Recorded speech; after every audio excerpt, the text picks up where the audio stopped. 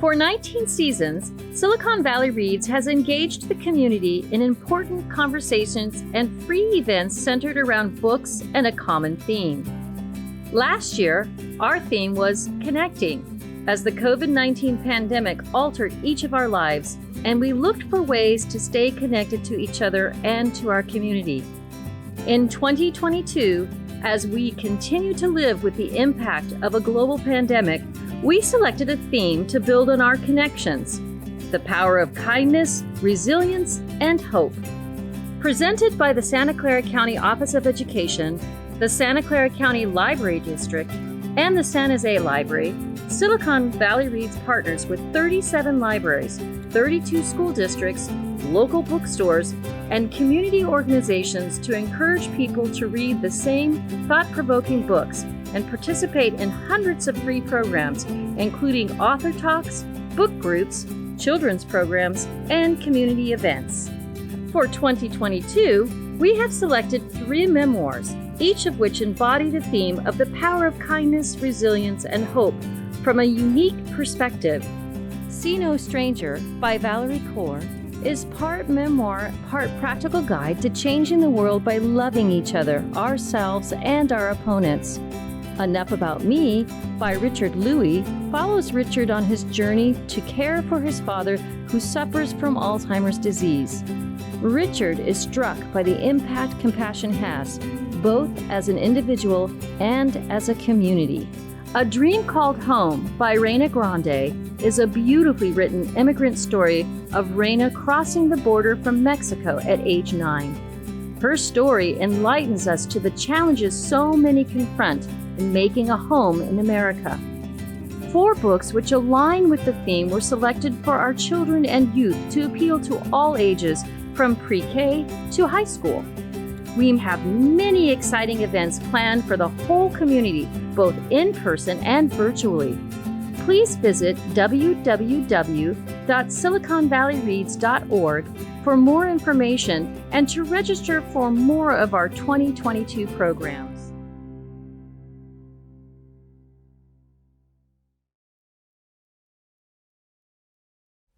Hello, I'm Dr. Mary Ann Dewan, Santa Clara County Superintendent of Schools and co-chair of the Silicon Valley Reads Initiative. I'd like to welcome you to the kickoff of Silicon Valley Reads 2022. This year's theme is the power of kindness, resilience, and hope. Through difficult times, it is the kindness of our friends and neighbors, the resilience of our community, and the hope for the future that keeps us moving forward. We are excited about exploring these themes with you and our featured authors this evening. First, it is my pleasure to introduce our moderator this evening, Saul Pizarro from the San Jose Mercury News. Saul has written the Around Town column for the Mercury News since 2005. The column covers the people, events, and culture in Silicon Valley. Thank you, Saul, for moderating our event. But before Saul greets you, I'd like to introduce the Ragazzi Boys Choir. Founded in 1987, the choir group provides outstanding musical education and performance opportunities for boys and young men ages 5 to 18 from more than 100 schools in more than 30 local communities. They perform under the leadership of Executive Director Kent Jew. Please enjoy their song, Music Changes the World.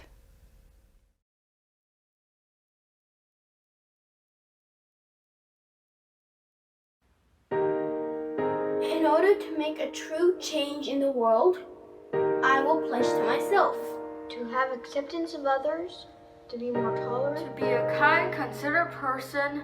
I'll look within myself. And only then can I make a real change in the world.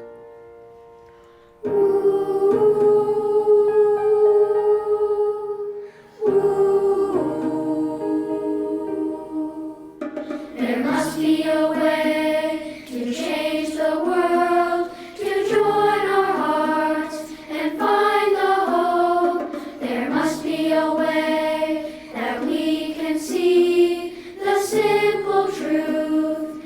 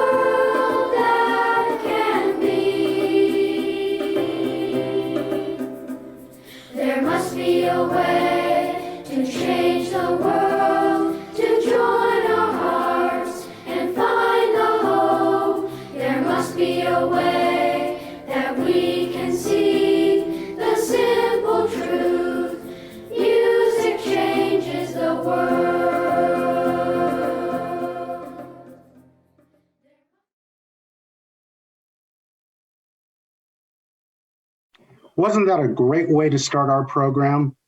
Welcome and thank you for joining us tonight for the kickoff event of Silicon Valley Reads 2022. As Dr. Dewan mentioned, I'm Mercury News columnist Sal Pizarro, and I'm thrilled to be here with you again tonight. I'll be your host as we explore this year's book selections and hear from our authors. Now, this is honestly not where we expected to be this year. I'd hoped to be speaking to all of you in person, hopefully at the Performing Arts Center at De Anza College. But as we all know, the past year just has not been the return to normal that we hoped it would be.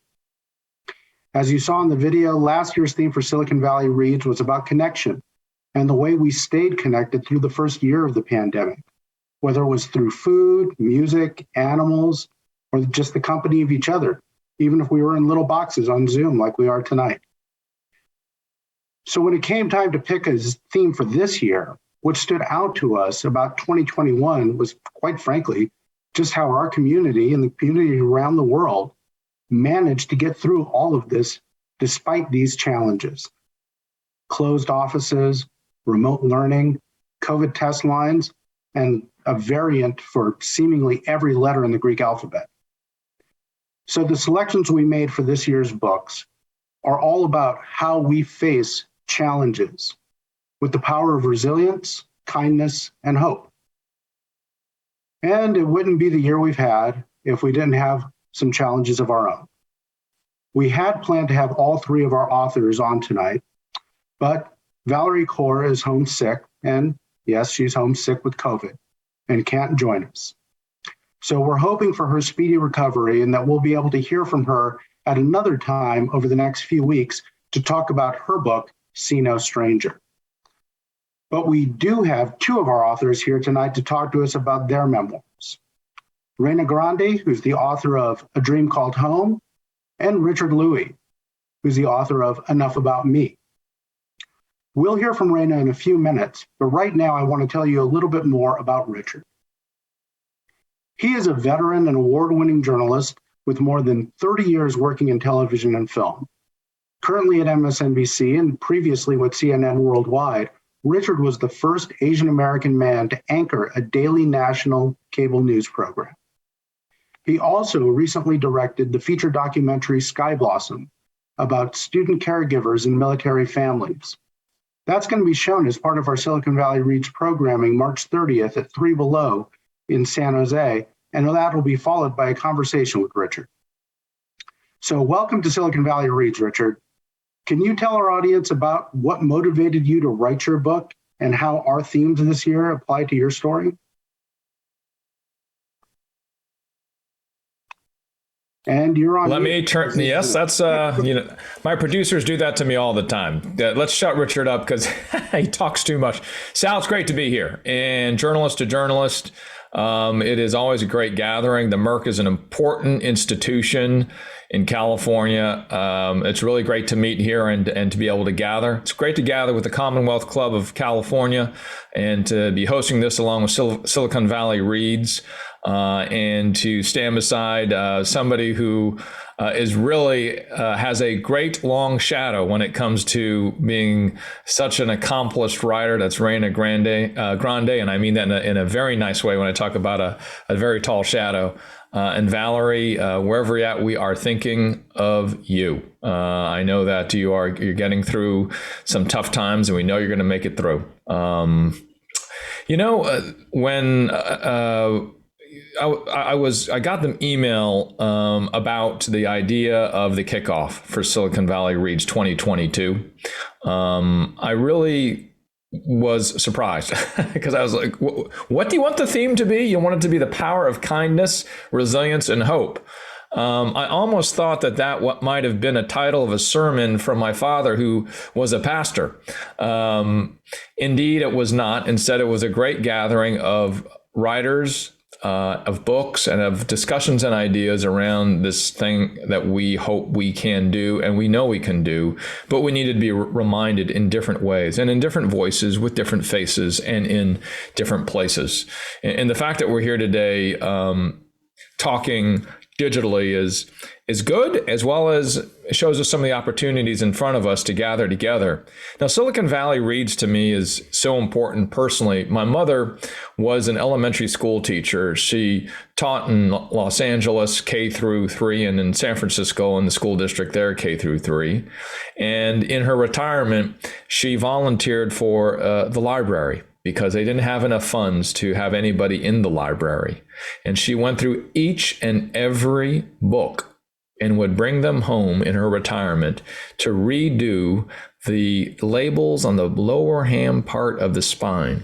So any of you who goes to a school library, the 2 or 3 of you that still do, and you see those little numbers at the bottom, know that somebody spent a lot of time and a lot of tape trying to get the Dewey Decimal System right. And my mom wanted to do that because she knew reading can change people. And in fact, for me personally, it was in an institution of education where I began reading newspapers.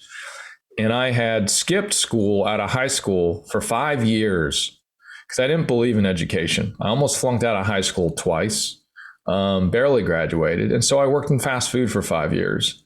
And then I took an English class from Mimi Reardon at the City College of San Francisco. Go Rams. And not De Anza, not as good as De Anza. I know you say that. That's okay. But go Rams. And it was because she told me, Richard, find some newspapers. Read them. Read it every day. And it was because of, again, an institution of education saying reading's important. And that's where I found love for education again. The connection seems sort of old school, obvious, but we have to remember that it's important. And it's where we find values like the value of kindness and resilience and hope. And when I began that journey to write my first book, Enough About Me, The Unexpected Power of Selflessness, I couldn't believe I was trying to do it. I mean, I was the kid that would take home my assignments to my mom and to my sister, who was younger than I was, still is, and they would tear apart my essays. I mean, I would give them a red pen. I think I had maybe 5% of the words I had started writing on that page left over. And so when I began the book, I knew it was a little bit above my pay grade. And so was the topic, the idea of thinking about others. And what drove me, Sal, was the idea that it is really, really tough taking care of another person, a family member. And my father, who had lived with Alzheimer's for 8 years, in the beginning, I didn't know what I was about to get into, but I knew I had to do it. And here I am sitting in Manhattan, and I approached my boss thinking it might be the last day of my job, because I was basically walking in to talk to my boss at MSNBC and NBC News to ask her, first of all, it's a weird question, can I please be on air less? And you know us on air people, Sal. We don't ask for less time on air. Just like you ask for less column inches. No, we do not do that. And I told her I wanted to do it to take care of my dad, and she surprised me. And she said, you know what, Richard? And I thought she was going to say, love working with you. When things change, come back to me. Instead, Yvette Miley said, she was wearing glasses. She did one of those numbers. And I thought that's when it was about to come at me. And instead, what she did is she said, I'm taking care of my mom as well in Florida. And let's figure out together how we can make it better for you, for us, and for your dad. And you come up with 4 ideas, and I'll come up with 4 ideas. That idea of kindness, that idea of being able to help me bounce back, and the idea that I could hope for a good outcome is what she gave me. And that was 7 years ago. And that began this journey of thinking of, what does it mean to not think about myself? What does it mean to think about my father, who had done that for me my whole life? And I'm sure that was the same for you, Sal, and Raina as well. We have these great people that thought outside of themselves to make us what we are. And so when I started to write the book, that was the impetus. You know, let's think about, but then I also I'm a big lover of self-help books. And I know, please, they can get a little bit too much because they've gotten really good at it. Because some of the titles I make fun of in my book is like me, I love me, and don't you love me too? And that's just sort of the way we've gotten really good at loving ourselves. And the point of Enough About Me is being an self-help book, that we can get better at helping others, and some of the exercises that we can go through personally to try to do that. And what drove me, along with the very idea of my father, to come up with that concept was what I was seeing in news as a news anchor. Over the last 10 years, I do believe I have seen enough that convinces me that we've been living through a selfish pandemic. A time where it is easy to take another person's life, where it's easy to call another person a name, where it is easy to attack somebody in the street because of the way they look, not even knowing who they are. And if I keep on telling those stories after the last 10 years and it even goes farther than that, Sal, my first story that kind of piqued this was Rodney King. I was a cub reporter in Northern California, and that story happened. And I was sent into the streets to cover the marches. And then I was standing in the streets for Michael Brown and Ferguson. And then I was standing in the streets for Freddie Gray in Baltimore and George Floyd in Brooklyn most recently. And as we, as storytellers, start to tell the same story over again of such catastrophe, we wonder whether we're getting better. And so the idea of a selfish pandemic really pushed me to try to be on the other side of the ledger, to look at the solutions that I've seen out there, because every time I've told a story that's painful, I've often seen other people standing by the side that have done something amazing and great. One of those individuals that sits on the other side that gave me the inspiration to write a book way above my pay grade. I mean, as you know, most of us journalists will write books about what we cover. What is our specialty, what's our beat? And if I were to write a book about my beat, one of those books would be about mass killings. That's what I'd be writing about. I don't know if that is what I wanted to dig into. So instead, I worked for a topic that was way above my pay grade, but I wanted to attack it as though it were a book I would want to read. So I have a lot of research. I hired a scientist. I hired a researcher, a data researcher as well, or data graphics person from one of the news organizations that I work with. And it came out to 10 people in total, poets, comedians. I tried it all because I knew I needed to get across a human idea of selflessness. But the person that was on the other side of the ledger of why we are attracted or might believe it's possible, because is selflessness possible? Is it really possible? Aren't we built just to take care of ourselves? El Paso, Texas, there was a mass killer in a car shooting, driving down the freeway, going after the Latino American community, it seemed. And I was covering it all afternoon and evening. I get the word in my ear, Richard, this is from my producer, Richard, there is one of the eyewitnesses who's in her car and she's on the phone, she's next. Tiffany Parada got on the phone, and I had a former FBI official who was another one of my guests at the time. I ask him to stand by. I go to Tiffany. Tiffany, what happened? Tiffany says, we were driving down the freeway. All of a sudden, this Honda Accord starts shooting at us. We turn on, we drive the other way. And then me and my husband talk, and we decide, you know what? We've got to warn the people that are in front of this guy. And we have an old Suburban. We got a big old V8. We can bypass this fella. So they drive past him. They get shot at. And they start warning the people in front of them. They roll down their windows and start screaming, get out of the way, get out of the way. And Tiffany then says, we get off the freeway, and they start to help those who were shot, calling for ambulances, giving them the clothes and as tourniquets for their arms and things like that. And I'm just like, Tiffany, why did you do it? And she said, well, it was me and my husband, and we knew we had to help the others. I said, well, was it just you and your husband? No, my children were in the car too. And I said, where were they? And she said, they were in the back seat. Oh, and again, my producer saying, ask her what she saw of the gun. What did the gun look like? What did the suspect look like? But I knew the story wasn't there. The story was clear was with Tiffany. And she says, there's Elizabeth, she's 7. There's Juan, who's 5. And she can't get to number 3 because she realized she had her whole world in that car. Why did Tiffany Parada do that? So, I mean, the unexpected power of selflessness, it is there.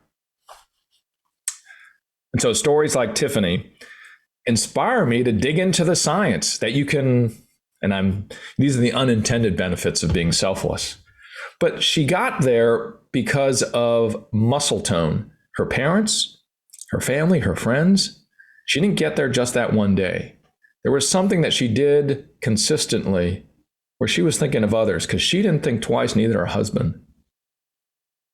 And so the muscle tone of selflessness is the way we one day do become Desmond Tutu and Mother Teresa.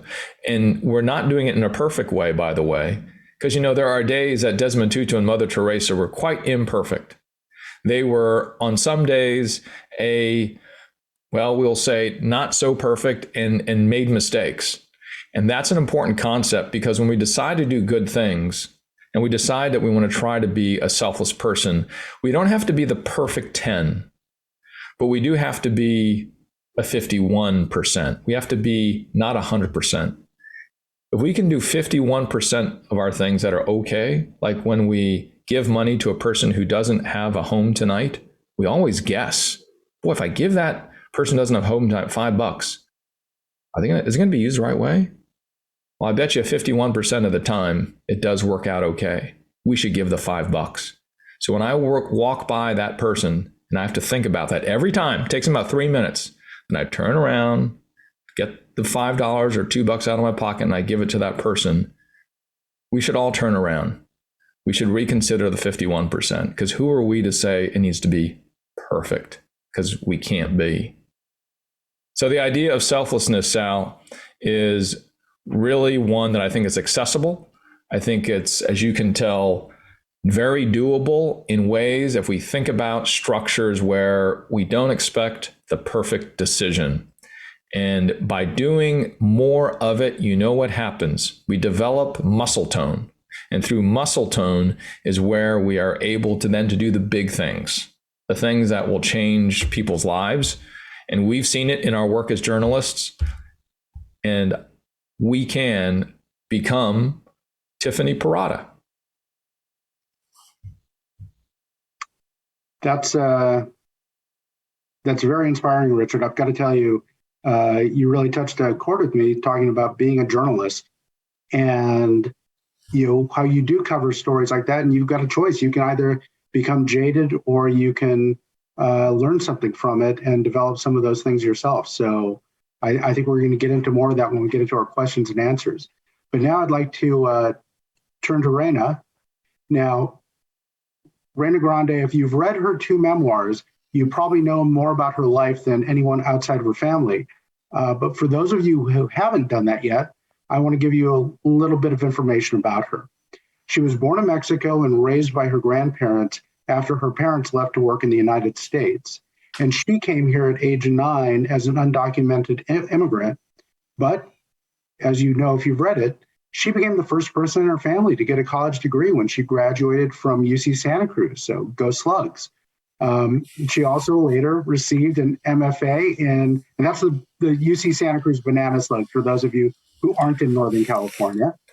And she later received an MFA in creative writing from Antioch University. She lives in Northern California with her husband and 2 children, and I'm thrilled that she could be here with us tonight. Welcome, Reyna. The floor is yours to share with our audience, how you got into this work, what made you write a memoir or 2 memoirs, and what you've taken away from that experience. Great to have you here. Thank you so much. It's so good to be here. I am so honored that A Dream Called Home was selected for the Silicon Valley Reads.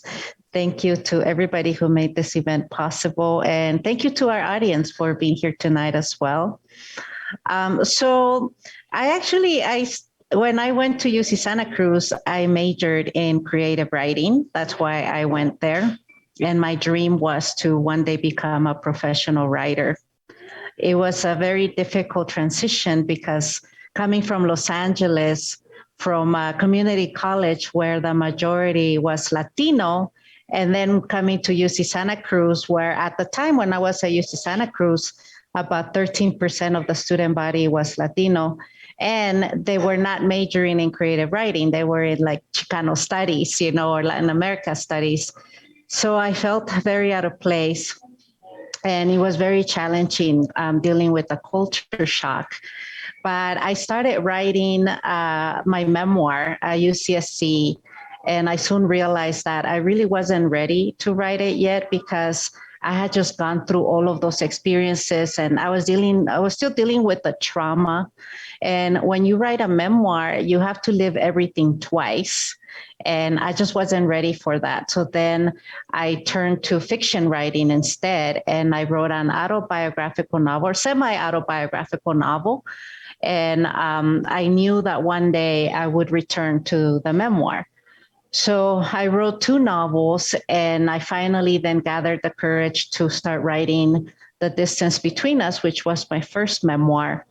And part of the reason why I decided to start writing this memoir was because in 2010, the DREAM Act was proposed and it failed to pass. And I was really hurt, and I was very angry on behalf of our undocumented youth living in this country, the dreamers, because I myself was once an undocumented child immigrant, and I really wanted this country to do better by the dreamers and to pass the DREAM Act and to give them the opportunity to legalize their status and to be able to really start to build a future, on something permanent. But that opportunity was denied. So I was inspired then to start writing my own story as a child immigrant growing up in this country, undocumented, and what that was like. So I wrote The Distance Between Us, which talks about my experience of, like you mentioned earlier, about me being left behind in Mexico by both my parents when they immigrated to the US. So I write about that family separation and the trauma of being a child left behind for many years. I write about my experience crossing the border at 9 years old and risking my life to cross that border, to come to California looking for something, for a better future, but also to be reunited with my parents and to finally have a family again. And I write about that experience, of growing up undocumented in the United States and constantly feeling unwanted and hearing, go back to where you came from, and just trying to earn my place in American society, and many times feeling that I didn't deserve to be here, and yet always struggling, always striving to earn my place and to finally be accepted. So when I wrote A Dream Called Home, that was a sequel to The Distance Between Us, and it starts when I arrive in Santa Cruz.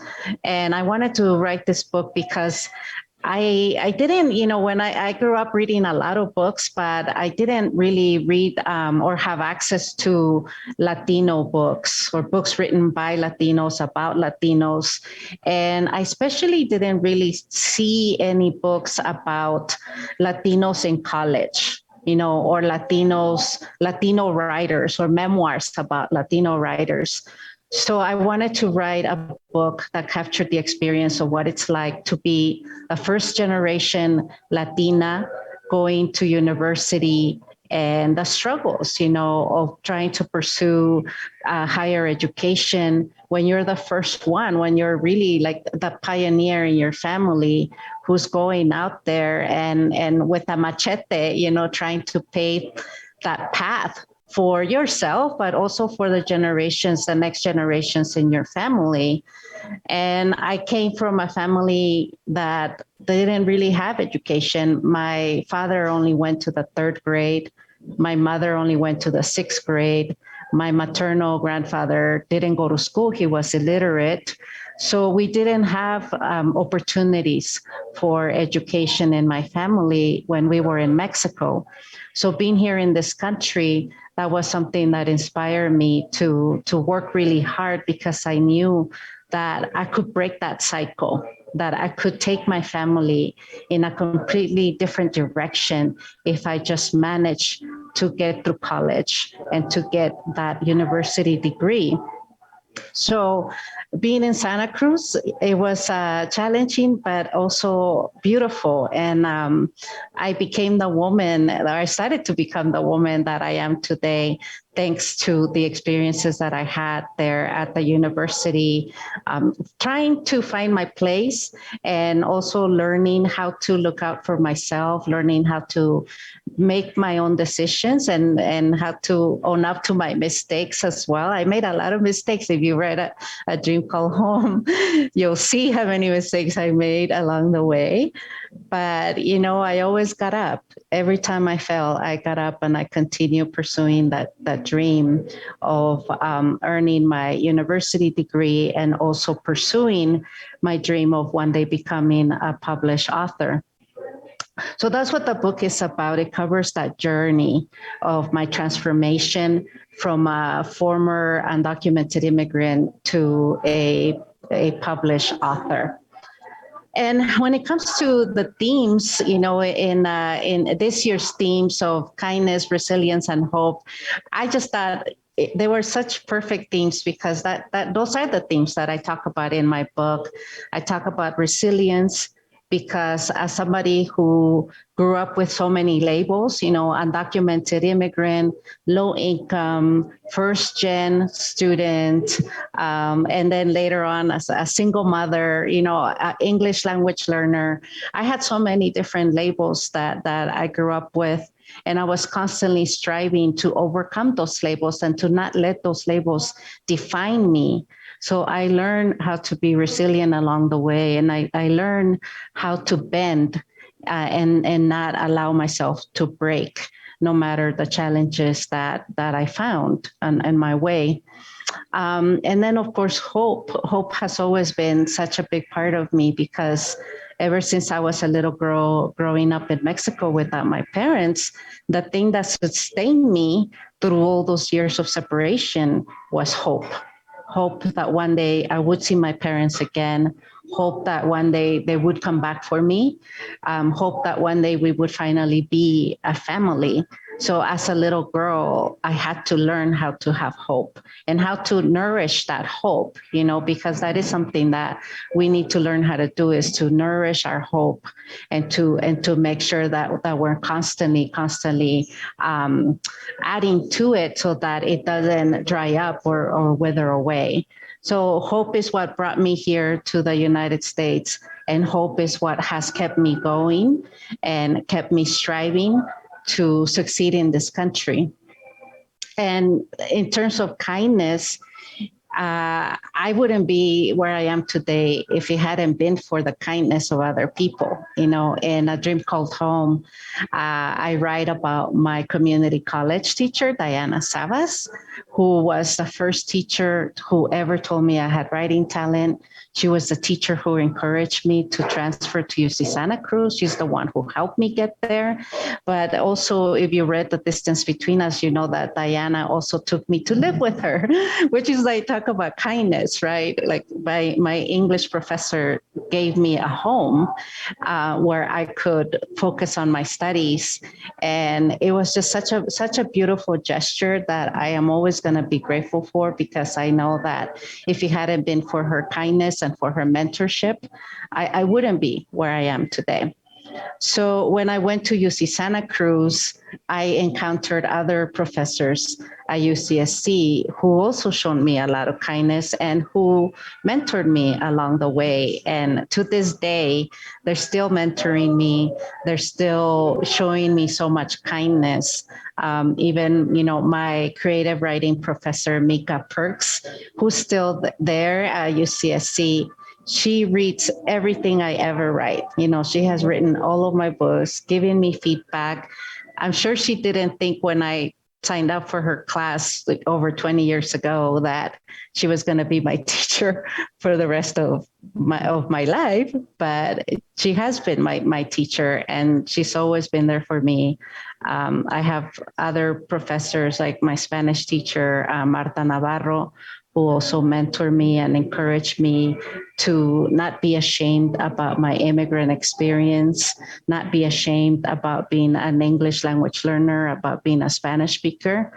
And it was that teacher, Marta, who empowered me when she told me that instead of thinking of myself as somebody who wasn't enough, she said to me, Reina, you are more than enough. You are now bilingual, bicultural, binational.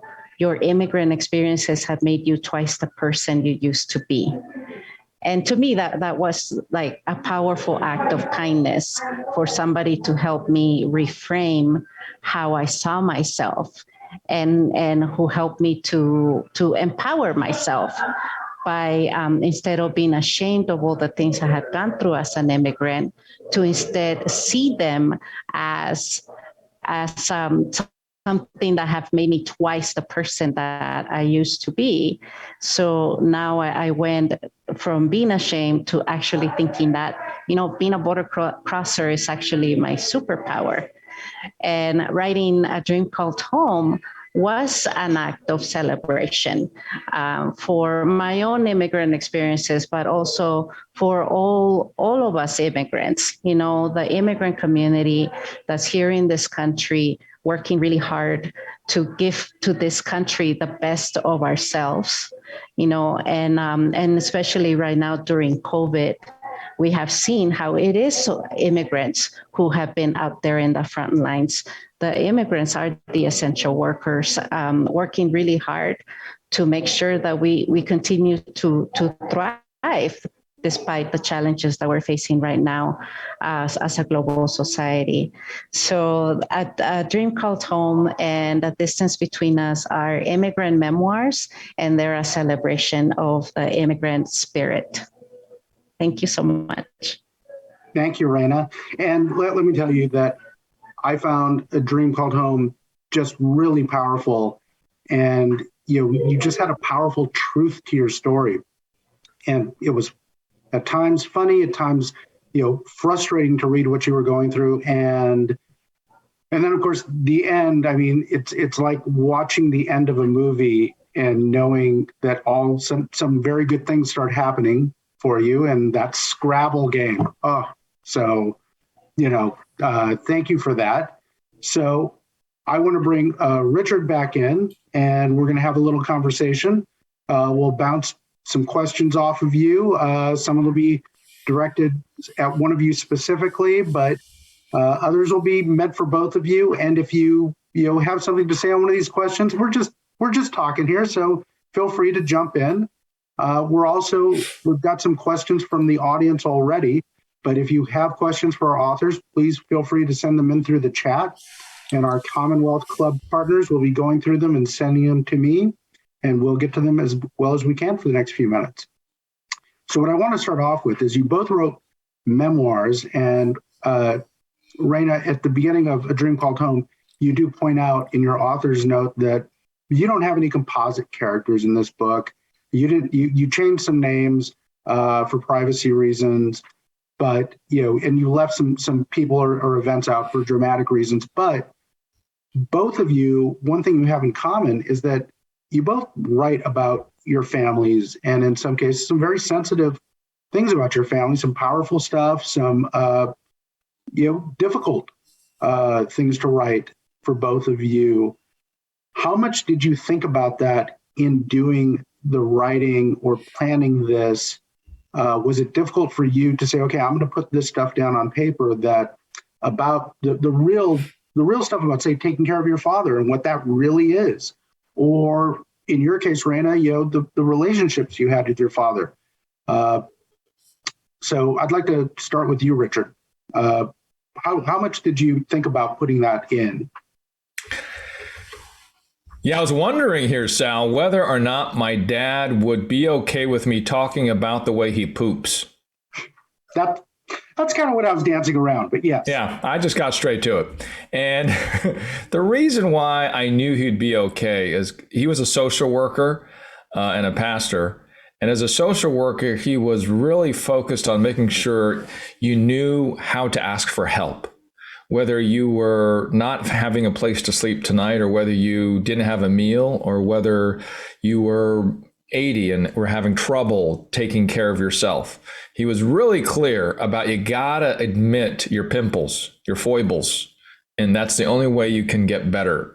And so when I was writing about how me and my siblings would laugh and would use the poop emoji to say how well he's doing in terms of how well he's eating and digesting, shall we say, those were the simple and small wins in caring for somebody as they were battling a disability. For him, Alzheimer's. And we knew that was both humorous. We also knew that it was very human. And we knew that maybe inelegant along the way. But would he tell that story? Would he say it's okay, Richard? And he couldn't. At that point, when I was writing the book, my father had reached a point in his Alzheimer's where he could not walk or talk or eat through his mouth. He had a stomach tube. And so I couldn't get his feedback. But I really, even throughout my caregiving, used the same question.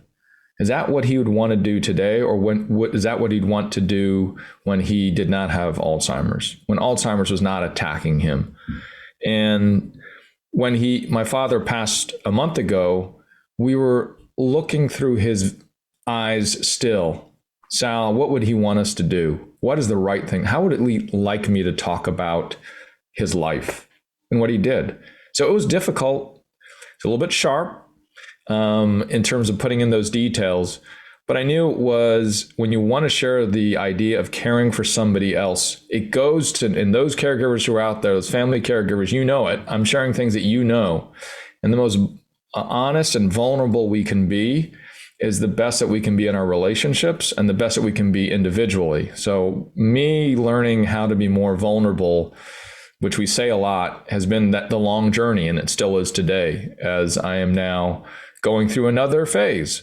And I think it is important, at least it was for me, and in my journalism, not to hide what the facts and what the journey was, and to respect the family. I always must respect the family. And so in the film, for instance, we were covering some very serious disabilities of young people and what they were doing. And I told all of them that I would take their story to the very end, that I would be there in the edit room. I would be the person delivering it. I would be the person that would continue to tell it. I'd be the person to update it, that they did not have to worry that I would be giving the story away. And I think when we think of this idea of thinking of others, of being kind, sometimes we forget that in what we do day to day. There are certainly stories in human trafficking where I was not so kind, and I forgot that I get to leave after telling their story, and they're left behind to try to battle for their own survival.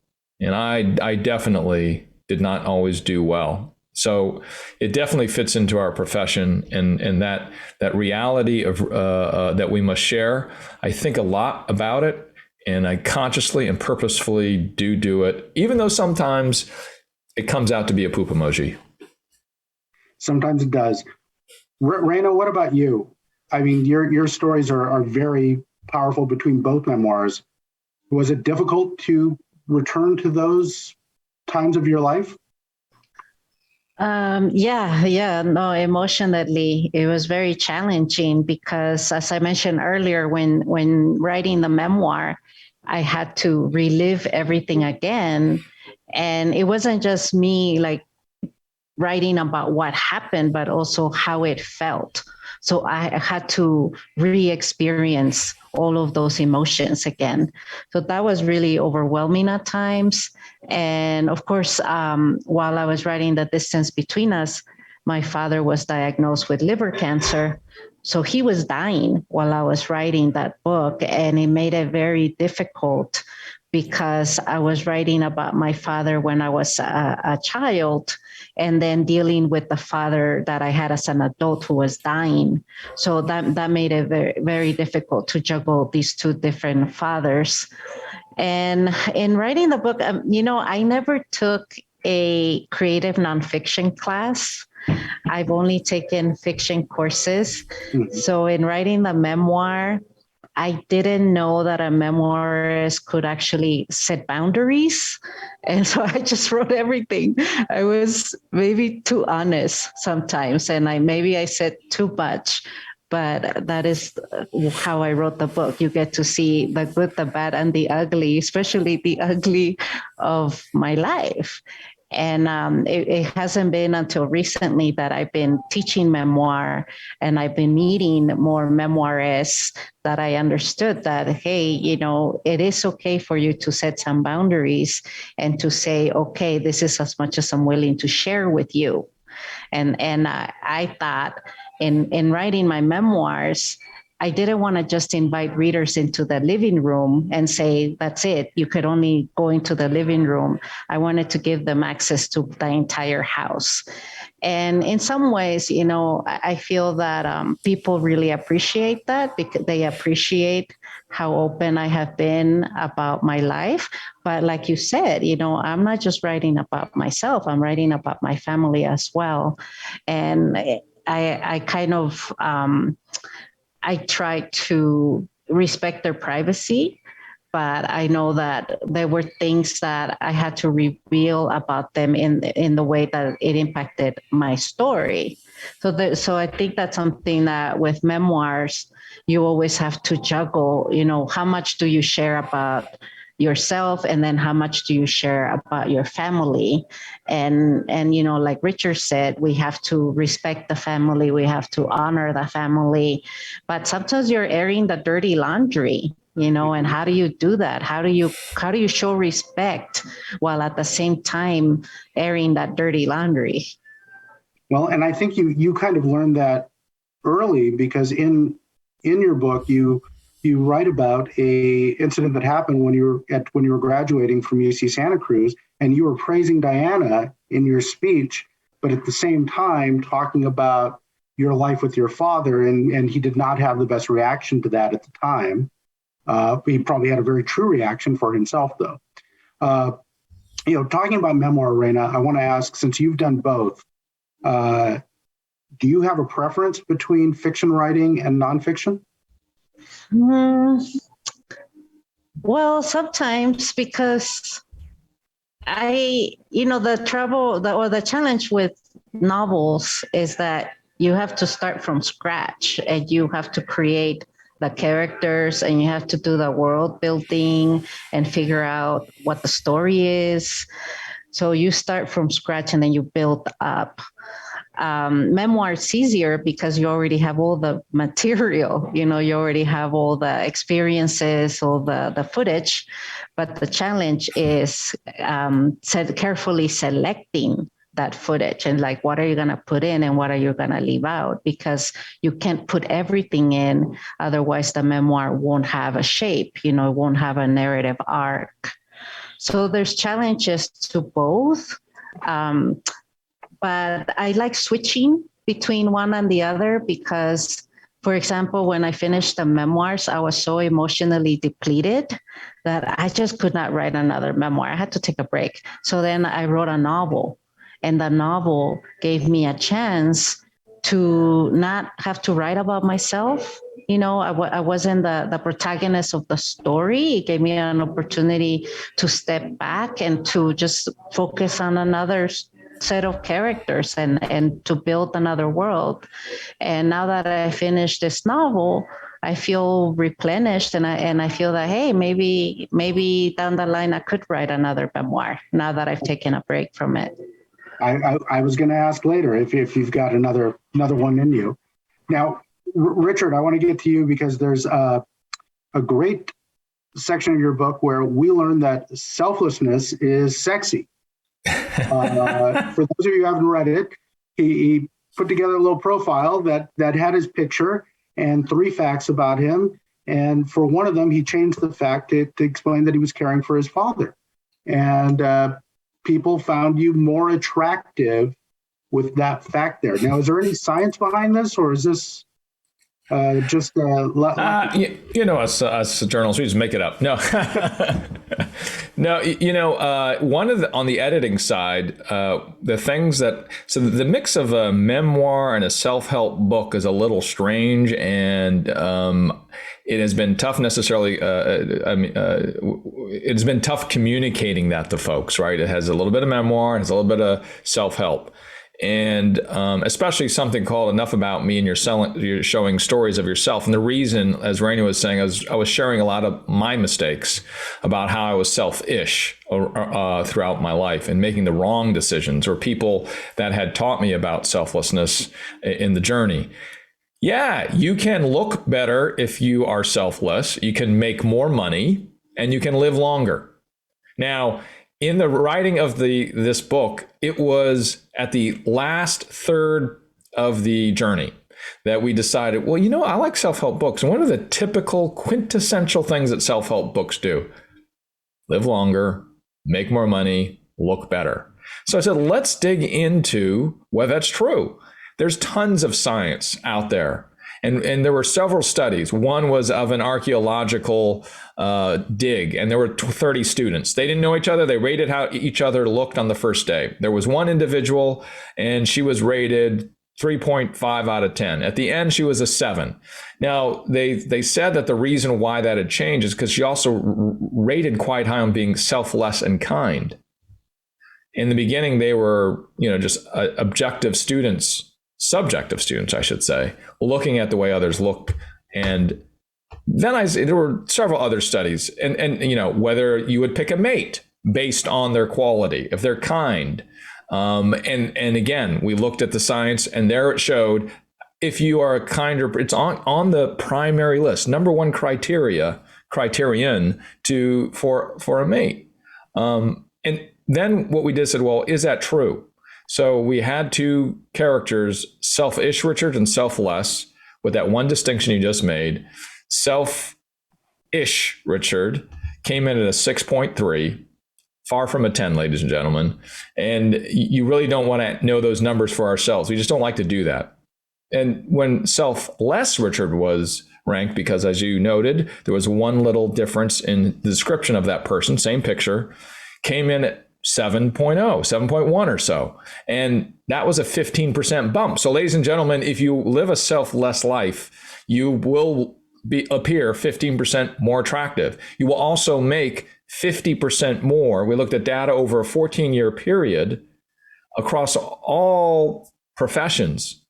And if you work in a selfless manner, you're grateful, you recommend other people, you thank them publicly, you are helpful at work, you're a team player, you're not a person that destroys others' work, you work with them, all sorts of examples. You will make 50% more over your career. That's a 14-year span of data. And will you live longer? 4 years longer. If you live a selfless life, you will live 2 years less than average. If you say you're selfless, but are really selfish. So don't do that. Don't say what you're not. If you're selfish, just admit where you're at in your journey. Yeah, that's right. And that's why in the book, we do have a scoring sheet to determine how you can fill it all out and you score yourself. It's based on 2 scientists' evaluation of how we can figure out qualitatively how selfish we are. So if you want to see just like a selfish scale, if you were, or a selfless scale, it's a way to get on it and see how you're doing. Wow. I will fill that out later. And you forgot that there was also neutral Richard who collects stones. Yeah. And I know how neutral Richard did, or if you actually collect stones. Raina, we've got an audience question for you. One of our audience members was struck by the kindness you show to yourself by not saying that you made mistakes, such as getting pregnant. You don't refer to that as a mistake. This person wants to know, is this love part of your nature, or how did you get to the point of being so kind to yourself? Oh, thank you so much for that question. Yeah, I don't know how I got there. I think for me, as a young girl, growing up without much love at home from my parents, I had to learn how to self-soothe. And I especially had to learn that, you know, when my older sister left to start her own life, and I no longer had her to protect me and take care of me. So I had to learn how to take care of myself. And I think I developed this two personalities because I started to talk to myself more at that point. Whenever I was down, I would give myself pep talks. And there was always the other Raina, you know, the stronger Raina, who would talk to me and help me through some difficult moments. So I understood that that I had to take care of myself. I had to forgive myself whenever I messed up, you know, and to understand that that was part of the growing up process. You know, I was learning how to become an independent woman, and I was going to make a lot of mistakes. And of course, I think what I have learned to appreciate about myself is that I don't allow myself to regret things or to look back on my life and to say, oh my God, you know, I shouldn't have done this, I shouldn't have done that, but to actually turn something negative into a positive and to focus on what has that experience taught me and how can I become a better person? How can I keep giving the best of myself no matter what I do, you know, what bad choice I might make? How can I prevent myself from doing that again and learning from those experiences? And I definitely don't regret my choices in that I like who I am now. You know, I like the person that I am today, and I feel that I might not have gotten here to this place if it hadn't been for some of the things that I went through. That's a great attitude. I tell people that sometimes. My kids will ask me, oh, do you have any regrets in your life? And I say, well, no, because I like being here with you, and everything that happened to me in this life happened because of that. Richard, question from the audience. They want to know how can somebody bring up a son like you and respond to caregiving with the grace that you have? Did you share the caregiving with your siblings or other family members? Can you talk a little bit about how that worked? Yeah, thanks for that. And nobody wants a son like me, I have to tell you, because I gave my mom such heartache and my dad heartache, and I just can't believe and this is the theme of our conversation, the kindness that they showed me and all my siblings despite what we did. Really amazing. I was a kid that always zigged when everybody else was zagging. You know, I like I was mentioning earlier, almost flunked out of college, out of high school twice. I got grade point averages of 0.1, 1.0, you name it, I had it. And yes, you can get GPAs that low. And getting kicked out of high school and almost not graduating was really tough for a school teacher. And then I didn't go to college, which just drove my parents crazy when I didn't do that. So I think what happened in the end was that strange mix of love and encouragement that they gave me that was just really and I don't know the answer as to what that is, but they just said, Richard, you're going to find your way. And when you fall, we'll help you. When you fall the wrong way, we'll tell you it was the wrong way, but we're going to help you back up. And when I went to college, finally, they paid off my debts so I could go to college finally. And one of my favorite commencement speeches was at City College of San Francisco, when my dad was sitting there in the audience with my mom, and not graduating there, but instead going back to say, this is an important place. Don't forget the great institutions of education, and our community colleges, as I think our conversation and the three of us would agree, are really amazing in what they give to our society. And so, yeah, I mean, it's been a really imperfect journey. We grew up on food stamps. It was pretty tough for us early on, and I still have that seared in my brain, and are thankful for the welfare system that got us through everything during that tough time. And I say all of that not because, how do you raise a son or a daughter that can be thoughtful? Because there's so many different ways of doing it.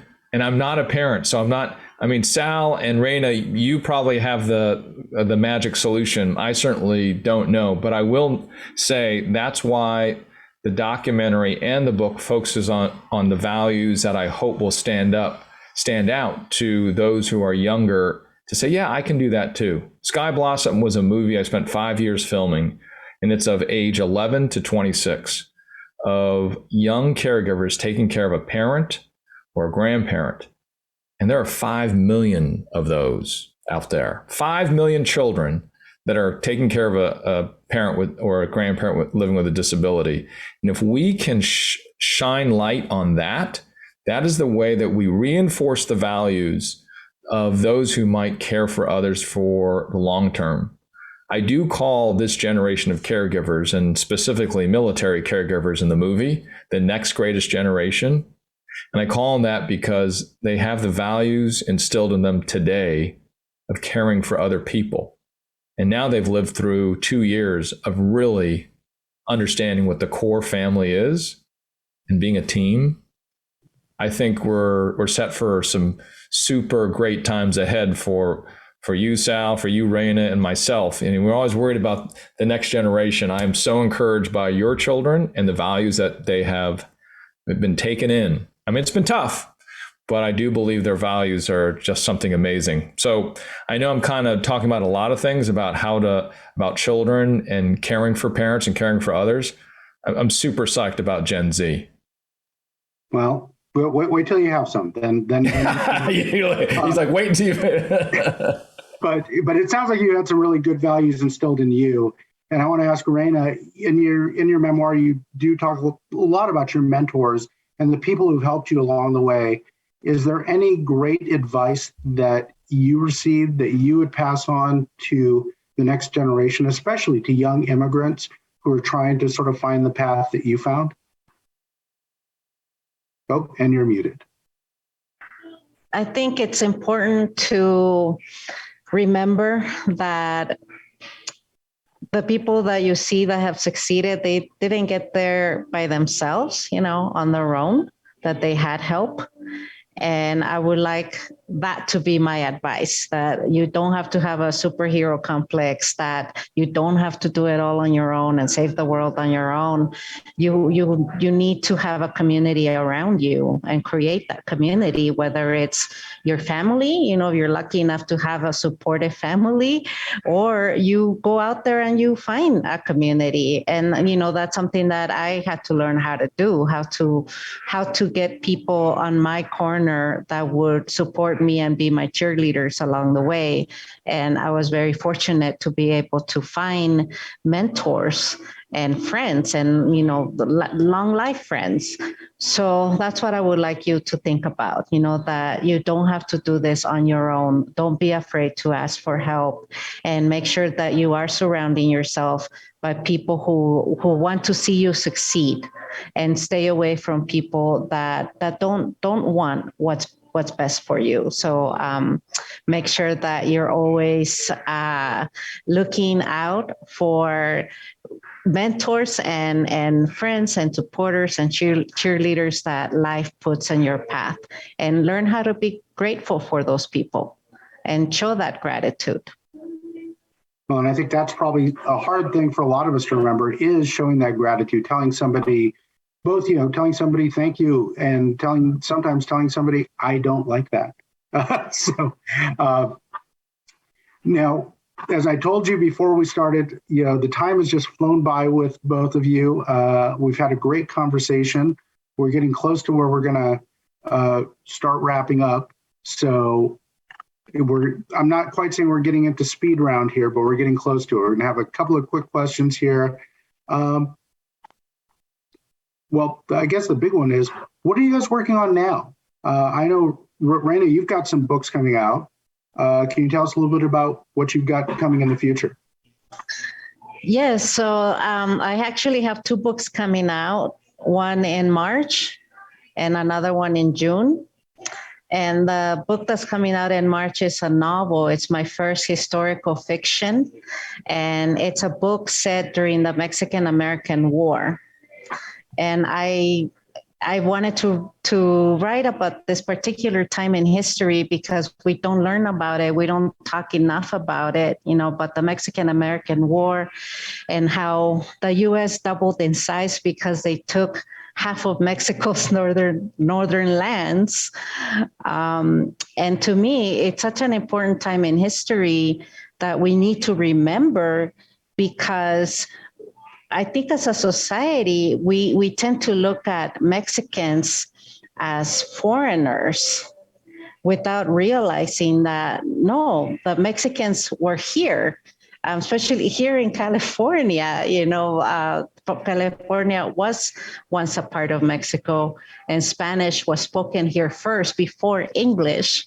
So if we remember our history, I really think it would help us to understand the Mexican-American population that lives here and to stop seeing this population as foreigners. So this novel, it is a novel set during the war, and it's a war story, it's a romance also, it's a love story, and it's an immigrant story. And my book that's coming out in June is an anthology that I co-edited, and it's 41 essays, poems, and artwork by and about undocumented Americans.